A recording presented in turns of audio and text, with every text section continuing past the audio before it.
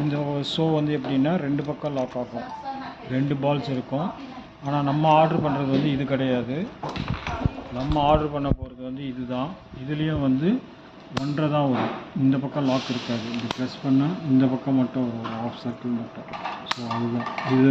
இந்த மாதிரி சிஸ்டத்தை வந்து இந்த மாதிரி மோல்டு பண்ணி நம்ம கேட்குற பாலிஷில் என்ன கலரில் வேணால் கொடுப்பாங்க, என்ன பிராண்ட் வேணாலும் எழுதி தருவாங்க.